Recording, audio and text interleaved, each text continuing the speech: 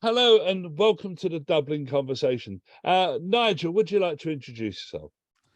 Hello, I am Nigel Sarbutts. I'm the founder of a business called the PR Cavalry, which is a matchmaking service between clients and PR freelancers. But my background is always in PR, entire career in PR.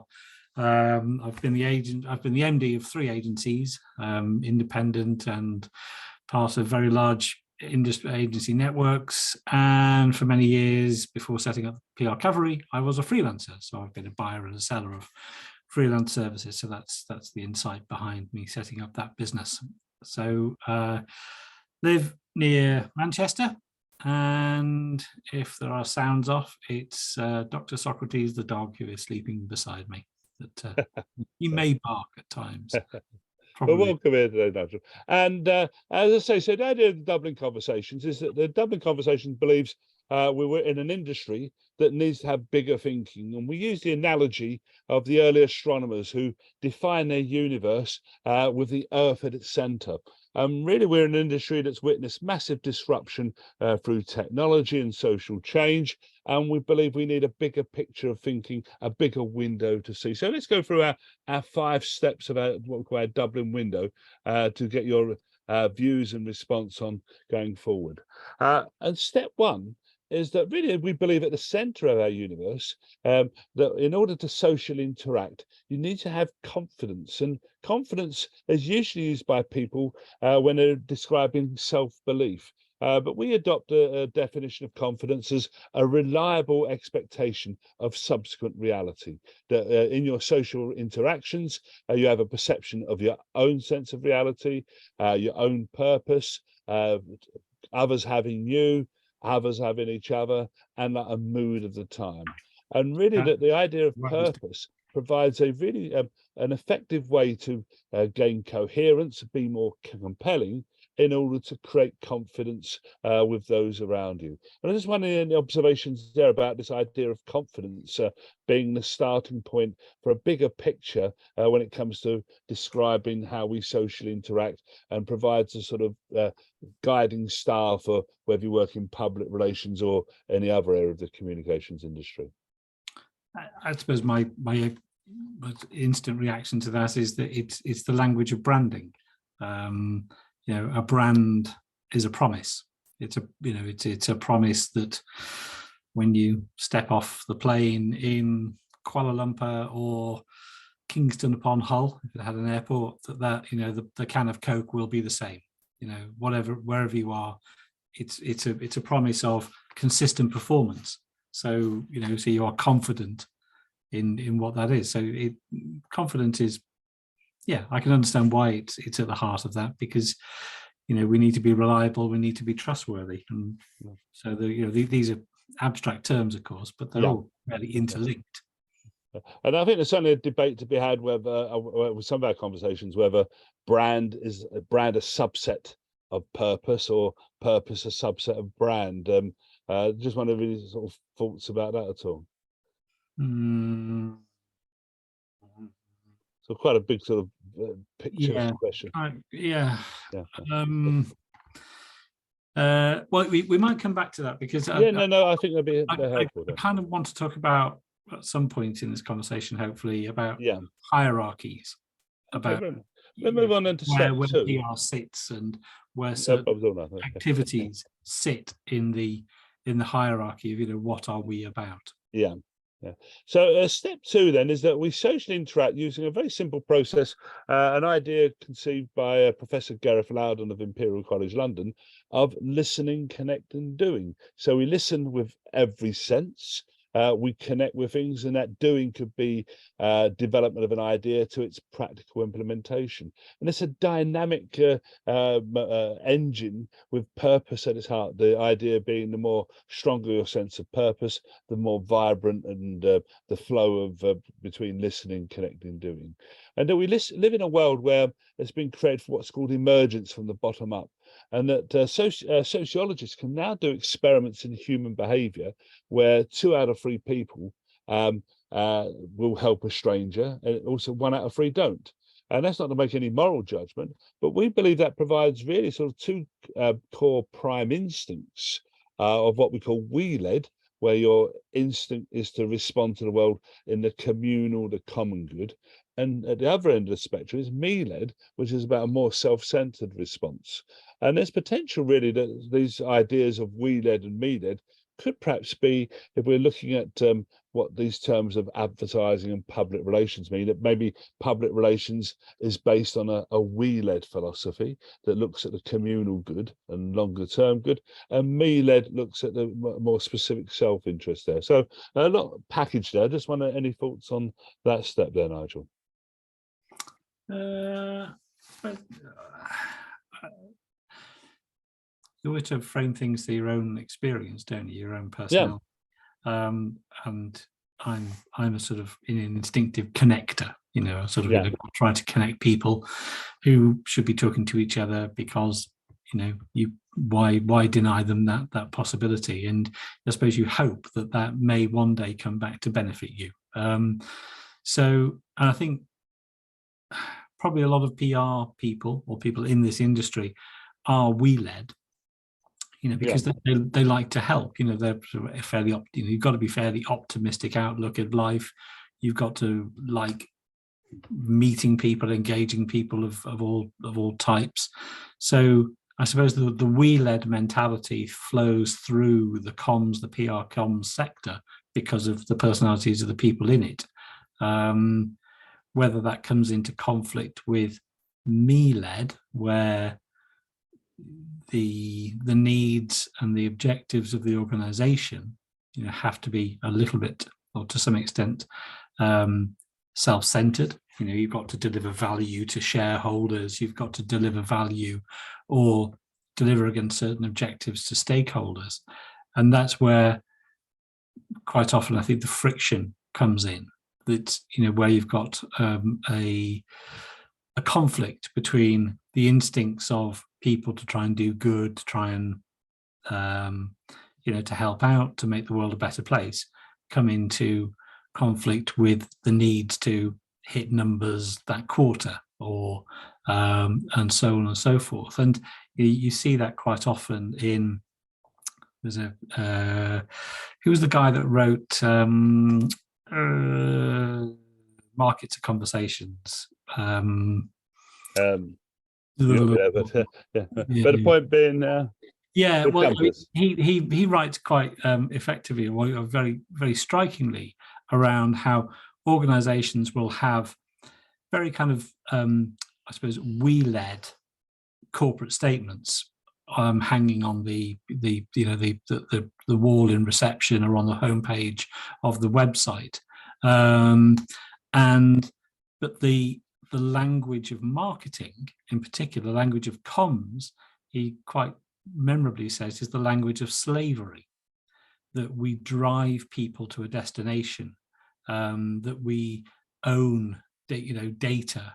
We have claims over people and relationships and things like that. And it's worth looking into. So the language of marketing and communications, and we use, you know, phrases like, we need to drive awareness, we need to drive people to our website. You know, it's the language of force and coercion, and yet the corporate statement on the website will be, you know, we believe in a better world, we believe in growth of the individual, of, you know, big abstract terms like wellness and stuff like that. And it's interesting to look at, where does the language of the corporate statement, the vision statement, meet the language of slavery? You know, the language of owning the customer, owning the conversation, dominating a market, and things like that, which is, you know, very often not necessarily in the interests of the people that your corporate statement would have you believe, you know, are at their kind of longer term values are cherished. And there has to be a point in the organization where one set of language meets another. And, you know, is that point of conflict something that happens inside the boardroom, outside the boardroom? You know, what tier of the organization does somebody kind of walk out of a meeting where they've said, you know, we need to drive people to our website, we need to drive awareness, we need to, you know, control the conversation, and then walk into the next meeting and start drafting a statement around, you know, we believe in a better world. And, you know, somebody must have, you know, kind of two brains going on. You know, the two worlds must meet in an organization at some point. I think it's an interesting question to think, is that a horizontal meeting point, you know, above a certain level in the hierarchy, you start talking in abstract terms around the well-being, you know, the greater good, a vision for a better world? Or is it a departmental, a vertical section, you know, where, you know, people with a certain type of job function talk in one language and people with a different type of function talk in a different language? That's a fascinating insight, really, into stems like from the words used, the mindset, and then the subsequent behaviours. So I think you've highlighted there perhaps a need for you know, I'm very keen about memes and labels. You know, a way of describing that syndrome. That it's interesting that it's not like a simple, this is a we-led organisation, this is a me-led organisation, but it exists, as you say, within the hierarchies and at different times and different phases and different stages, which, as I say, I think maybe we're not cognizant enough, and we don't explore enough that sort of, it's worse, I suspect, will be accused of hypocrisy, but in an unconscious way might be just some sort of unconscious response to different prime drivers that exist in different contexts. But I don't know, I think you raised a really interesting point there about why does that exist, and is it a good thing or bad thing, and what should we be doing more to manage it, perhaps? I don't know. Any thoughts? Well, it speaks to something that, you know, kind of, you don't have to go far in PR and comms to find a conversation around, you know, defining PR's role in the organization, or, you know, trying to, a lot of sometimes navel gazing or agonizing around, you know, is PR a profession or a trade or whatever? You know, that conversation has been going on for as long as I've been in the industry. Was probably going on for decades before, and will continue. And I just kind of can't be bothered with it. You know, I think we have to accept that PR and comms is, you know, it's like, you know, the multi-headed beast. You know, is Kerberos, or as we're talking about things matter, Dublin and Celtic, Ellen Trekend, which is the multi-headed beast of Celtic mythology. Yeah. And, you know, and what I mean by that is that, you know, we just accept that PR can have a focus which is pure publicity, you know, just a very commercial focus, get bums on seats to that show at the Edinburgh Fringe. You know, that's a perfectly legitimate activity to do. Sell more books, you know, announce the new widget, whatever it is, you know, just publicist, that's fine. You know, you've got the crisis handler, you know, let's try and minimize the impact, let's mitigate risk, let's, you know, do certain things that help an organization respond to a problem, a specific problem in time. You've got the, what you might call the kind of consigliere role, you know, of the advisor at the board level who is whispering in the ear and giving very, you know, high level strategic advice to a CEO. You know, is the communicator sitting alongside the leader, helping that leader shape their view of the world in a purely strategic way, very, again, abstract way. You've got, you know, the press office function, you know, dealing with inbound inquiries, very valuable to some organizations in the public sector, but perhaps that sort of thing. And then you've got all the sort of different channels around those social media, whatever. And all of those things are distinct functions, very distinct functions that require very different sets of skills, very different outputs, outcomes for the organization. But they're all have an equally valid claim to be the very heart of what public relations is all about. And I think striving for a single definition it's a waste of time. It really is a waste of time. We should just accept the fact that the PR is not one thing, or PR and comms is not one thing. It is multivariate, and one person can have one thing at the fore of their career for their job for a few days and then do something completely different, or it could be something that they spend many years doing and then change it. Their focus of the rest of their career could be in another area. They're still in PR and comms. They might even still be working for the same organization, but they're doing very different things. And we shouldn't get upset that there isn't a neat definition, or and certainly not get angry with each other, to sort of say, well, that's not PR, because I'm terribly strategic and I don't deal with the press or whatever. I only sit in the boardroom and advise at that rarefied level. I guess we all kind of want that because it feels important. But we shouldn't look down on or value judge one against the other. They're all equally important for organizations at different times.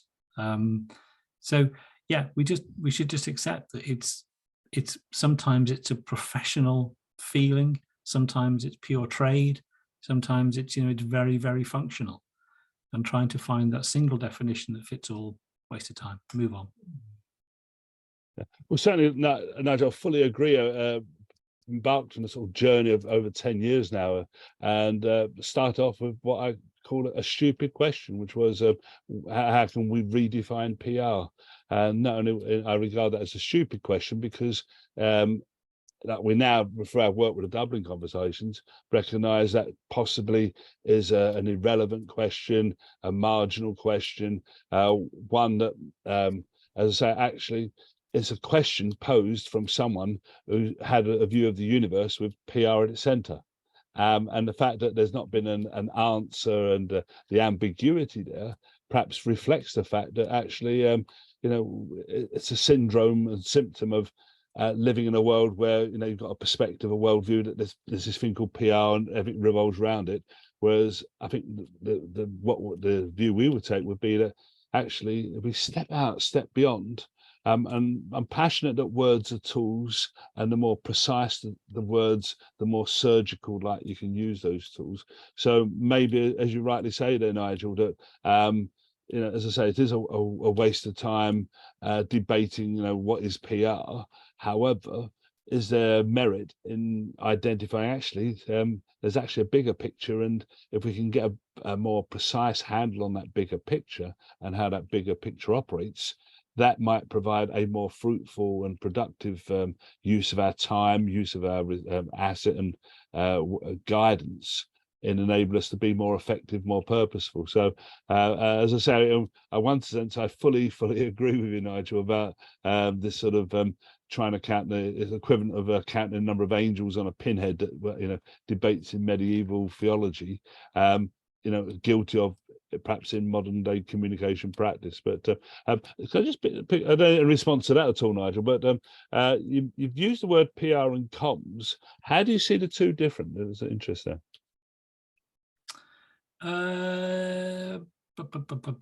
Well, I say it to be non-exclusionary, I suppose. Yeah. Because I think if you say, well, it's about PR, then people will say, well, what do you mean by PR? So but by just tacking PR and comms together, or having them as a two sides of a coin, it avoids that conversation about, well, how are you defining PR? Because if I can't make my little speech about PR and comms if I have some definition in my mind about what PR is. So that's the short answer. PR and comms, because some people may feel that they may have their understanding of PR may be very different to the next person's. Yeah. So if I use a phrase, a narrower phrase, it runs the risk of David thinking I'm talking about one thing, and Jane thinking I'm thinking about something else. That's an interesting point. Can we move on to the next stage, which is about how, as I say, step 3, that this is influenced by the work of behavioral psychologists, people like Daniel Kahneman, that identifies we're emotionally driven animals. But within that, they identify what you call like 5 key rules of thumb. That if you hit one or more of these, you can effectively socially interact. And they are like being known, liked, trusted, front of mind, and being talked about. And we believe this actually provides a framework for any campaign. That if you've got a brief, your task when you're to manage an effective social interaction is to manage how you're known, manage how you're liked, manage how you're trusted, front of mind, being talked about. I just wonder any thoughts about that at all, and is anything missing there, or do you think it maybe frames effective campaign, not just going beyond campaigns, but your whole life, your existence, your strategy from existing to, let's say, a tactical level? Known, liked, trusted, front of mind, talked about.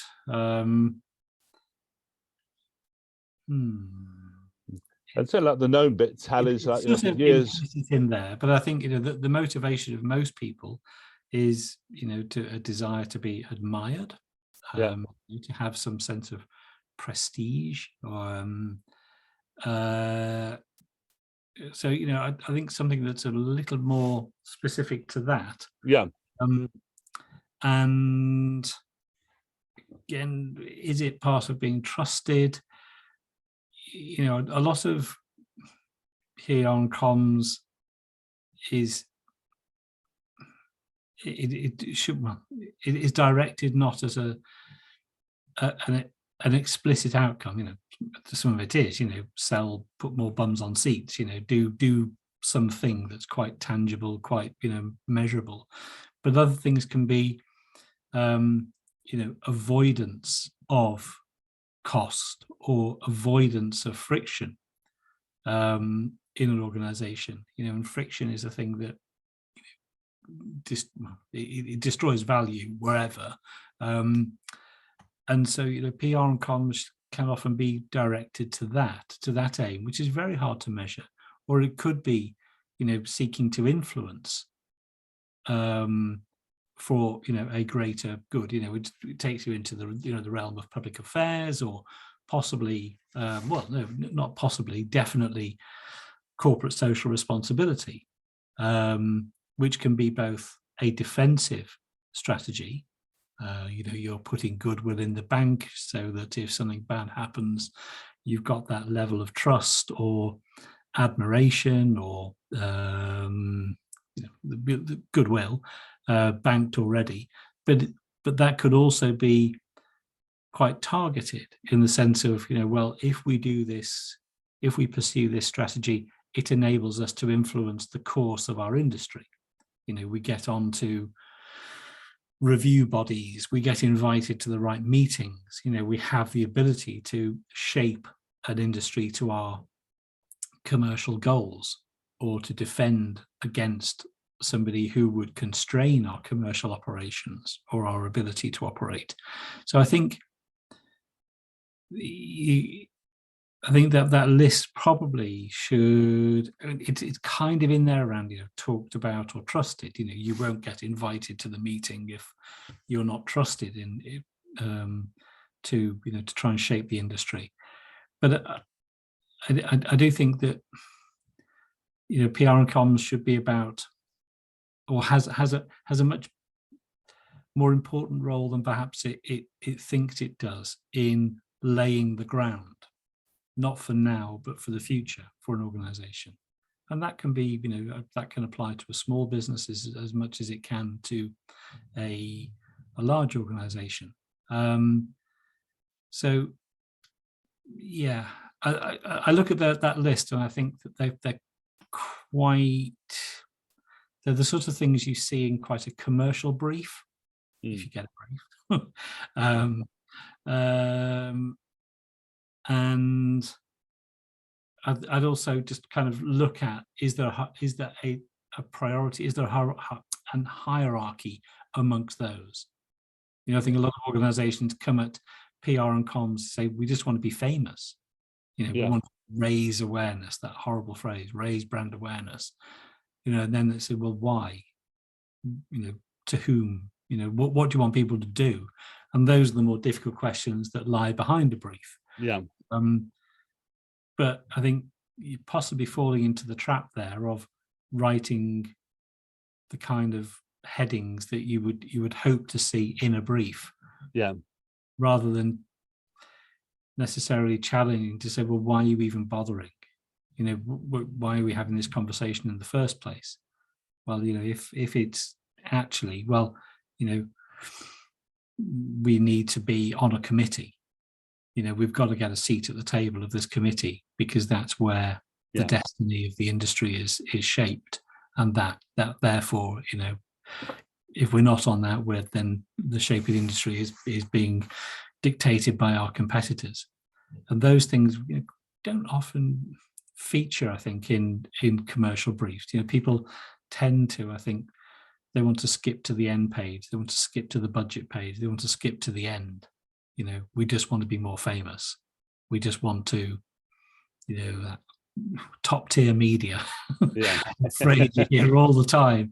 And, we're getting dragged into, and I see on that diagram you've got, the kind of paid, earned, shared, owned, which is a great way of thinking about PR. It's a good way of shaping thoughts. But I don't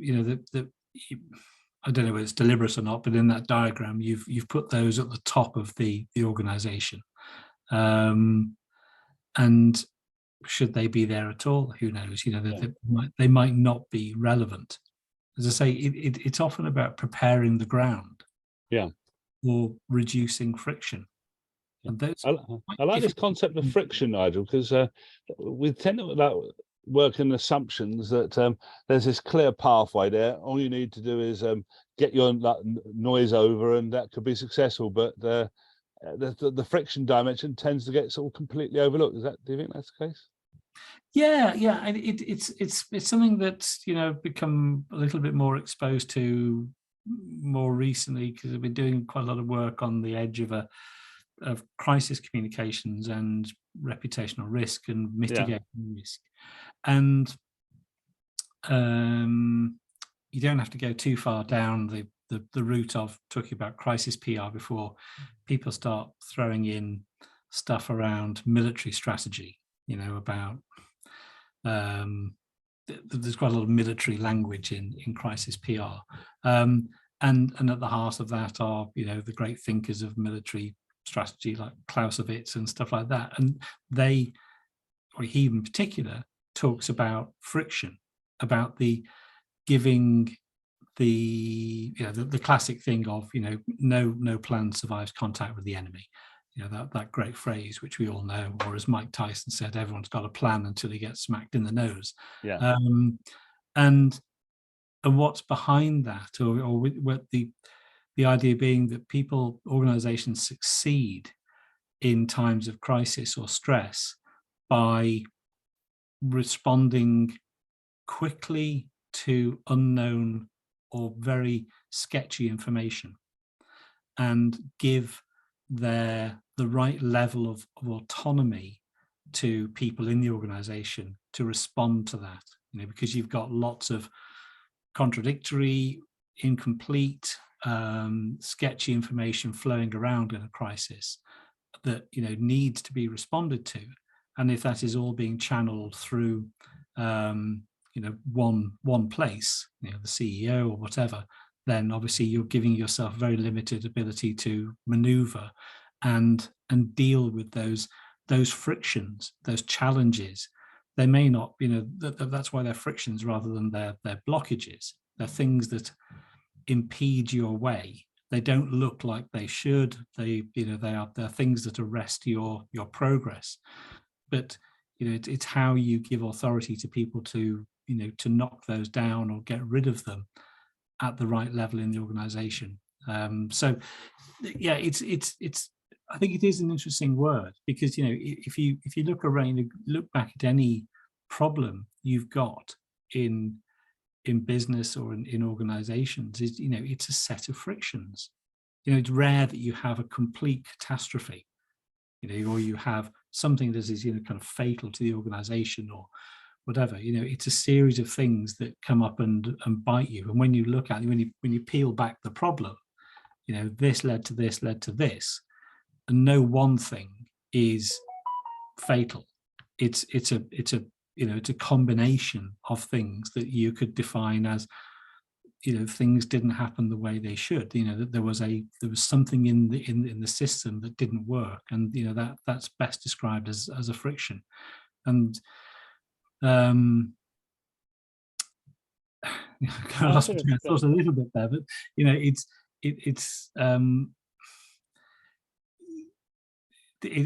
that question of autonomy and giving the right authority to make decisions on incomplete information. There's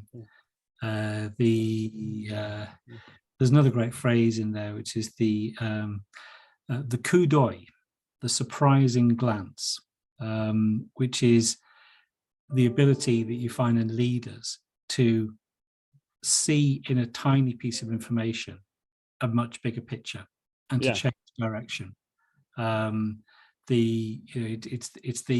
You don't need perfect information to make a decision. And sometimes the piece of information that can determine a strategic directional change can be a tiny thing. And it's having trust in either the leader or having trust in the kind of the second tier, the people having to deal with these things. Say, I don't need to know that you've got complete information. I don't need a spreadsheet. I don't need this, that. What I need is the trust in you as a person, that when you tell me, I've seen something that makes me think this, and we should change we should change direction. That's where the frictions go away, is because you're giving the right authority to the right person to deal with something that they see, even though what they see may be a tiny clue. It's that insight. It's that insight moment. I'm trying to give a good. I can't give a good example off the top of my head. But again, for people who want to dig deeper, the coup d'oeil. Yeah, that's great. And really, what I mean, I think you've described there is again going back to confidence. That people have got confidence. I don't know the answer, and you don't know the answer, but I've got confidence that in dealing with subsequent reality, you present my best option, my best choice, and let's go forward, sort of thing. And I think this. I think that also, I'm going to get onto another hobby horse now, which is around measurement, and data, which is clearly a colossal subject in the industry. And I welcome a greater focus on data. I welcome a greater focus on measurability. But going back to that idea of the coup d'oeil, that the whole essence of that is taking decisive action, perhaps on just a kind of a straw in the wind. Just a tiny piece of information, not a data set. And the friction you don't want is indecision caused by seeking, either seeking perfect information because it doesn't exist and you can waste huge amount of time, or the kind of the hidden friction of paying attention to where there is lots of data. And organizations and markets change at the edges. So I walk down the supermarket aisle now, and there is an entire fixture of meat looky-likeys, meat, plant-based stuff. I mean, I pay attention to it because I'm vegetarian, but I tend to shop that feature quite a lot. But so you look at something like vegetarianism or veganism or plant-based diets, and something like that comes in from the edge. Trends almost by definition, come in from the edge and become mainstream. And therefore, by definition, the data to support where they start is sketchy. It's straws in the wind because it's at the edge. It's not core. And so you can end up with the wrong of a focus on data and measurement, which is impeding you and almost infantilizing managers into saying, well, we're only going to make decisions where we can see data. You know, if you can't measure it, you can't manage it, or whatever. You know, what gets managed, what gets measured gets managed. Yeah, but that's a two-edged sword. That really is. Yeah. Because if your focus is entirely on what you can see, then you give yourself no ability. Or if your focus for decision making is around where there is data, then your decision making will always focus on business as usual, because that's where the data is. That's where the most data is. But you know, it's the organizations that, and the leaders or the decision makers, to say there's something going on over there, and you know, we should pull at that thread. We should invest serious money, serious effort, serious brain power at looking at what that little flashing light is off to the edge.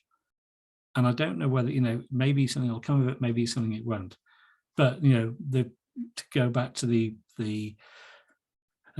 fixture in the supermarket, you know, I don't know what the meat substitute market is now, the size of it, but probably 10 years ago, you know, well, you just didn't have all those kind of brands like this, or you know, corn was a, you know, a kind of a market leader, I suppose, or category captain, as I say, in that sector. But now, you know, it jostles for position with, you know, kind of 6, 7, 8, 9, 10 other brands that have, you know, have come in from the edges. Yeah. And, you know, and that will continue inevitably. You know, that fixture will become twice as big in 10 years' time or 5 years' time. And it will, you know, you'll start to crowd out traditional fixtures in the supermarkets. Now, that's just a very simple thing to say, well, you know, at some point, enough people looked at the edge and said there's something happening around people not eating meat. You see it in alcohol consumption at the moment. You know, young people drinking a lot less. And, you know, so what's going on here? You know, markets become defined by how they change, and change can only happen where there's almost no data, because, you know, it's it's, you know, it's that they're, you know, Captain Kirk explores strange new worlds, seek out new, you know, new life forms, all the rest of it. You know, you know, no one will build the Enterprise just to go to the moon and back, you know, a million times. You build an enterprise and staff it, or, you know, people it with your brightest and best to go and find new stuff, you know, to discover. And, you know, that's the thing that drives human beings on, isn't it? The you know, desire to discover. And if all you ever do is just keep producing a better spreadsheet of the data that everybody knows, then, you know, that's a bit boring. And, you know, you don't get discovery, you don't get technological advance, you don't get productivity advance from forever refining what you do. You know, you will end up always forever building a better bicycle. So that's my. Yeah, I think there's some fascinating insights. I mean, one of my favorite words is sagacity, the ability to discern the essential truth. And I think what you've highlighted there is, I use analogy that, you know, we've got maps, and you know, there's still dragons on some of them, that you know, you've got to accept the fact that there's stuff you don't know, and be comfortable, but equally be confident in, you know, as I say, looking at the indicators, which may not be data substantiated, but intuitively and instinctively, you've got a feeling that that's the right way to go. So I think again, this sort of bigger pictureness is very much seemingly what you're saying there about coping with the world is not knowing with the known certainty, but being comfortable with ambiguity, the known unknowns, and even the unknown unknowns. So. Yeah, I mean, I think that's right. It's comfortable with ambiguity is a good way of covering it, or actually, kind of running towards ambiguity. That's a lovely concept. It's not sort of just tolerating it. It's saying, well, the good stuff is in the shadows. The good stuff is at the edges. It's where we can't see it at the moment, and obviously the difficulty is deciding which bit of the shadows, which bit of the edges, because obviously the further out you go from the center, the larger the perimeter gets. And so you've only got so many resources to apply. You can't just devote. You can't build 1 million Starship Enterprises and just say, go on lads, do your best. You've got to direct them as best you can. But then we're going back to the incomplete information and the trust amongst leaders to say, okay, you want to head off to Andromeda. Yeah, okay, off you pop. If you think that's the best place to go, I trust you. I trust your judgment to, that's the way you're going to, point the starship. And, hope to see you on the other side. Some lovely concepts there, Nigel. If I can move on to the next stage of the step 4 of the 5 open choices. So you're familiar with what would be the PESO model of paid, earned, shared, and this is an elaboration that, and fundamentally, it's not about channels but choices. So you're going to socially interact with people. These are sort of 5 key dimensions, 5 ways of doing it. So own is not only just your own channels, but much more about your own reputation, your own presence, and particularly your own behaviours. And we've introduced the dimension of nudge in there, where you can influence people without necessarily directly communicating with them. So I'm just wondering, any thoughts there about this sort of framework that could scope how you socially interact with people? Yeah, I mean, I said before that the PESO model, or PASON, where's the end go? PENSO. I think it's a really good way to kind of put ideas or concept into buckets that people understand. And also kind of direct activity in the sense of what's the where should we direct our efforts at the moment, or if our objective is in a certain area, then of course it's useful for that. I mean, I'm not sure. I think it's very useful. Would I? I mean, I don't personally socially interact in that way. You just barge up and start talking to people. And I should add also, I'm not sure I've got much to say on that really. I mean, I think it's as I say, it seems a potential affirmation, and we've for each of these stages, I should have highlighted, we provide tools that help people elaborate and explore and dimension more. But move on to step 5, which is really at the heart that this idea that what we call regenerative comms, where you seek to replenish the social fabric of trust, togetherness, and being able to come together to tackle our critical challenges. So that in any action has consequences, and they can be negative. So we have, say, politicians who are seen to lie, and therefore there's a legacy not just of the immediate effects of that lying, but then an erosion of the wider public confidence and public sense of belief and public sense of trust. So I just wonder if any thoughts there about that. Actually, there's a sort of a way of encouraging more purposeful behaviour, and also reflecting that actually there are always consequences for unpurposeful behaviour. Any thoughts there, Nigel? I think that you kind of you're missing an opportunity there. I think, which is, I think I mean, I like the idea of regenerative comms. Yeah, that's a good way of framing it, but don't underestimate in that the power of external comms to generate pride in the organization from within, and that that is itself regenerative, because if you kind of say, well, people feel proud of their organization when they do good stuff, or when their organization looks at them and says, bring your own ideas to the table, bring your own energy, and kind of gets out of the way and allows it's not necessarily it's people in the comms and PR function, but its wider community, all its employees, to feel engaged in the process. And I think about an organization, a very famous football club, in absolute top 5 Premier League club. And I was talking to their then comms director, who's a good bloke, and he was talking about how during COVID, they couldn't play football, the stadium was closed, the shop was closed, like any organization, everyone, they were locked down and shut down. They went into deep freeze. And what they found was this kind of huge bubbling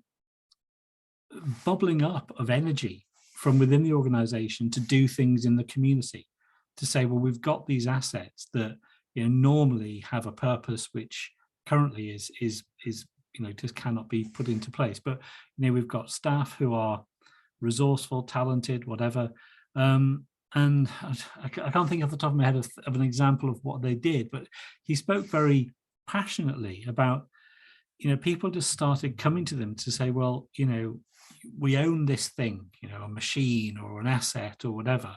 It's sitting there doing nothing. We're not going to be able to use it for 6 months, 12 months, whatever. But, if we did this with it in the local community or to a specific community group or whatever, it could have an immediate benefit. And so they went, yeah, just do it, just off you go. And so people just invented activities that repurposed assets of the organization for stakeholders in the community that they talk to, or they might donate money to, but they don't really do much with directly and not hands-on. And he said that it was just amazing how much energy flowed through the organization simply by letting people do stuff. And I remember, it sounds funny to say this, but when I was a kid, I don't know how old I was, 10, 12 or whatever, on the TV, Tom Peters, the great management thinker, used to have a series, and it was him filming his presentations to organizations. You'd have to pay thousands of pounds to get access to that now, and probably it's on some tape somewhere in the bowels of the BBC. And I don't know, I ended up watching it, or watching a bit of it one day, and something really struck with me. What a nerd. I was watching Tom Peters at the age of 12. But he said something that really kind of struck with me, and it struck me ever since. He said, you come into work and you've got all these people working for you, and when you look at what do they do? They come to work, they do their job, they go home, that's it. But when they go home, they don't just kind of cease to exist. They go and raise churches, or they build things, or they have this colossal amount of energy and ingenuity and inventiveness and connectedness. Probably didn't use that word in those days. And we just ignore them. And and he said, if you get out of the way of people, they will fly to the moon. And that has always struck me. And it goes to the kind of trust in not in your leaders, it's leaders' trust in the people that are doing stuff for you. And I think that's what I would add to that regenerative comms, is that comms should be looking outside its function. Yeah. To say, who do we who can we bring into this? And you know, if you're kind of, I don't know, either looking at a large organization, if you're HSBC or, you know, huge, think of a big organization, and you say, well, you know, we want to launch this product, or we want to enter this market. You know, I don't know, let's say we're think of a sportswear brand, and so, you know, we're not in mountaineering, you know, we do nothing in the outdoors, the hill walking market or whatever. You know, we should go and enter that market, and they'll go and do some research and but probably, you know, 10% of their employees are probably passionate about going walking in the hills. Yeah. You know, and think about it, it's what, you know, it's what occupies their mind, you know, when they get out of work, probably occupies their mind when they're sat in a cubicle, you know, doing stuff. And if organizations could find that passion, and to say who in our organization has got, you know, an absolute passion to do this, you know, who is the best dog walker we've got, or the, you know, the person who spends his or her every waking hour thinking about their horse or whatever, you know, or they're working with, you know, I don't know, whoever it is, you know, volunteering, you know, just that huge outpouring of creativity and talent and ingenuity that people just do because they like to do it. And, you know, it's hard for organizations to find that. And I think it's probably something that comms as a function should kind of not lose sight of, that internal audience, not to sort of say, we're doing this, you know, memo, cascade it down, you know, does everyone understand? Anyone got any questions? Right, you've all been communicated with, now back to work. Is to say, well, you know, we have this resource. How are we discovering what we've got? Have we ever asked our people, you know, what do they like? What do they, you know, what gets them out of bed on a Saturday morning, you know, in the rain to go and do something? And I think, you know, to going back to, you know, to pull it back to that, you know, regenerative comms that feeds into the organization, but in a way that is enabling and inclusive, so that people think, well, you know, so you're launching this campaign, well, I've got a view on that because this is me. You know, you want to launch to a new market. Well, I am the market. You know, why haven't you spoken to me about it? But probably people don't know how to find that within their organizations. You know, it's not easy to do. But comms has it should have that on its agenda, to say, how can comms be generative or regenerative? How can it generate pride, energy, or unleash energy through what we do, rather than be necessarily outward looking? You know, that the audience may be outside the organization, of course it probably will be, but, you know, what can comms do to reflect that back in? I think that's a genius insight there, Nigel, and it's prompted me to think that should this step 5 be reframed, not you deliver regenerative comms, but maybe you inspire unstoppable purposefulness, or something like, because as you say, we've got evidence that, you know, we can achieve the greater than the sum of our parts, yet, you know, we operate with processes and systems and mentalities and framework of thinking that seemingly works against that. Yeah. I mean, obviously, it doesn't work for all organizations. If you've only got 20 employees, then chances of finding somebody who is passionate about the very thing you're talking about, slim. But, you know, larger organizations, you know, inevitably, you know, it's the default, isn't it, to say, well, we want to enter that market. Well, go and do some research. Let's go and find some people who look like that. And, you know, but you might employ half a dozen of them anyway. In roles. Maybe get a free freelancers. Yeah, and it just brings to mind, I mean, whether it ever happened or not, you know, I can't remember who it was it one of the presidents or something, you know, going around Kennedy Space Center, and they stop to the guy pushing the broom. You know, what's your job? Well, I'm helping to put a guy into space. Yeah. And, you know, that's at the heart of it, is that comms should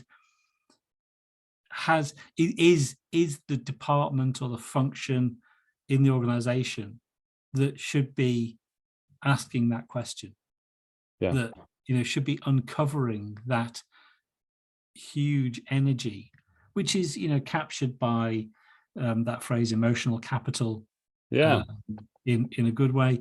That if there is a function in the organization that cherishes, understands, develops emotional capital, it should be comms that does that. That should be part of their job, to say, this is just this massive source of energy, that just being joined by a student of mine who Benjamin, but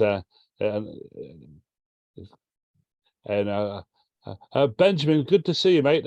Would you mind coming back in like 10 minutes? Would that be okay? Apologies, man. Yeah. And I'll see you in 10 minutes, mate. Good to see you. And Nigel, Benjamin, Nigel. And anyway, so all right, we're discussing conversation. Can I really bring up on Nigel then the last point then, that what does better look like? Are you a confident person about the future? Are you an optimist or a pessimist?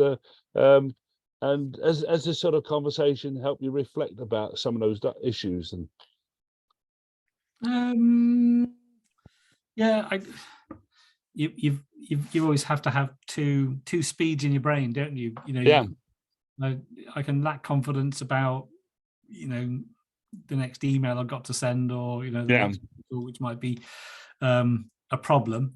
But you've got to have the other, you've got to have the other dimension, the other scale in your brain of saying, is this quarter okay? Is the year okay? Is the industry okay? I mean, at the short-term level, confidence in the industry is obviously low. We're having my business is having a tough time of it, as I was saying before. It will pass. We won't stop doing PR or comms. It has to exist. And obviously, there's a kind of upper level from that of saying, well, AI is potentially is shaping up more as a threat than an opportunity at the moment. But generally, these things, kind of find a different, they bottom out. The long-term picture tends to be a little bit different from what we think at the moment. I was talking to somebody before about, was it 2 or 3 years ago, everyone was fretting about GDPR, and now very few people ever think about it. This time, not last year, year before, in the freelance market, it was all about IR35 is going to be nobody talks about it. So you've got to keep your head more confident. I don't know. I think you can't get away from the fact that at its heart, most PR comms people are still dealing a lot with media relations. It's still a lot about earned media, and we shouldn't dismiss that. We should be proud of that. But clearly the opportunities for the media are declining. It's not it's an industry which is under pressure in many different ways.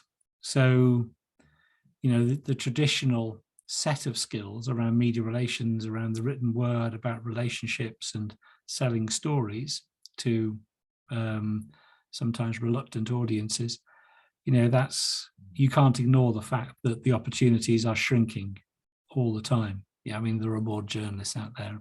Well, no, there aren't actually. There was a piece of research, wasn't it? It's in the UK Press Gazette that there are now more PR people than there are journalists for the first time. So that's a market that's in flux and probably not in a good way.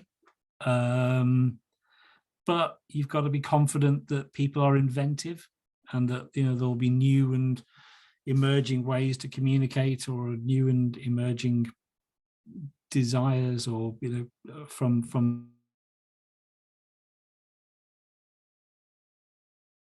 Hello, Nigel. So I think your screen's froze there. All right. Okay, Nigel's, we've got a technical problem here in our conversation. What I might suggest is that we stop the conversation here, stop the recording, and bear me a second here.